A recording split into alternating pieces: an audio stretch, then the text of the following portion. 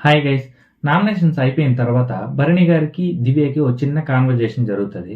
అందులో భరణి గారు అడుగుతారనమాట. నీకు డైరెక్ట్‌గా నామినేట్ చేసే అవకాశం వచ్చినప్పుడు నువ్వెందుకు నిఖిల్‌ని, గౌరవ్‌ని నామినేట్ చేయలేదు?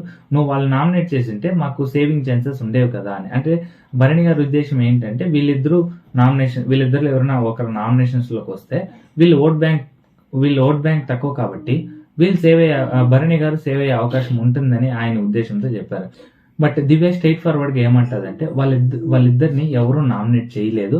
అండ్ మోర్ ఓవర్ వాళ్ళిద్దరి మీద నాకు ఏం పాయింట్స్ లేవు. నాకు స్ట్రాంగ్ పాయింట్స్ ఉన్నదంతా తనుజ మీదనే. సో నేను ఎప్పటి నుంచో వెయిట్ చేస్తున్నాను తనుజని నామినేట్ చేయడానికి. సో నాకు ఇప్పుడు అవకాశం వచ్చింది కాబట్టి నేను ఎందుకు వదులుకోవాలి?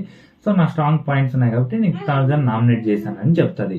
సో ఇక్కడ నాకు భరణి గారి గేమ్ ప్లే అనేది నాకు అర్థం అవ్వట్లేదు. స్మార్ట్ ప్లేనా, లేదా సేఫ్ గేమా, లేదా నామినేషన్ భయపడుతున్నారా? నాకైతే అర్థం అవ్వట్లేదు.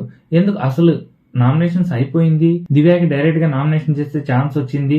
దివ్య కూడా తనుజని నామినేట్ చేసింది. మొత్తం అయిపోయింది. అయిపోయిన తరువాత భరణి గారు ఎందుకు అడుగుతున్నారు? ఇలా అడగడం వల్ల ఆయన నెగిటివ్ గా పోర్ట్రేట్ అవుతుంది తప్ప ఆయనకు 1% కూడా పాజిటివ్ అవ్వదు.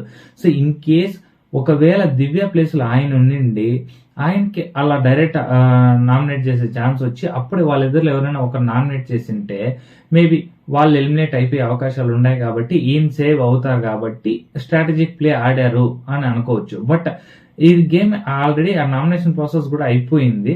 సో ఇప్పుడు ఈయన ఇలా చెప్పడం వల్ల ఈయనకి ఏంటి బెనిఫిట్? ఈయన గేమ్ ప్లే ఏంటో నాకైతే అర్థం అవ్వట్లేదు. సో ఇక్కడ నెగిటివ్ గా పోర్ట్రేట్ అవుతుంది తప్ప ఈయనకి పాజిటివ్ గా అయ్యేది ఏం లేదు ఇక్కడ. ఇంకా గేమ్ విషయానికి వస్తే 3 టీమ్స్ ఉన్నాయి. ఒక టీమ్ లో మాత్రమే 2 రెబల్స్ ఉన్నారు. ఒకటి వచ్చి సుమన్ శెట్టి గారు, ఇంకోటి వచ్చి దివ్య. ఇప్పుడు వీళ్ళకి బిగ్ బాస్ ఒక తుప్పాస్ టాస్క్ ఇస్తారనమాట.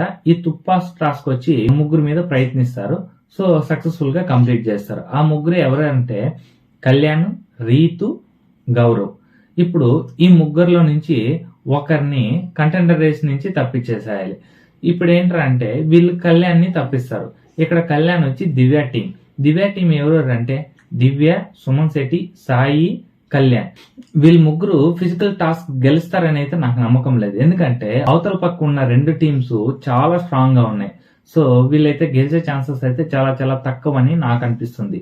దివ్య ఏ స్ట్రాటజీ యూజ్ చేసి కళ్యాణ్ని కంటెండర్ రేస్ నుంచి తప్పించిందో నాకైతే అర్థం అవ్వట్లేదు. మీకు అర్థమైతే కామెంట్ చేయండి. Thank you.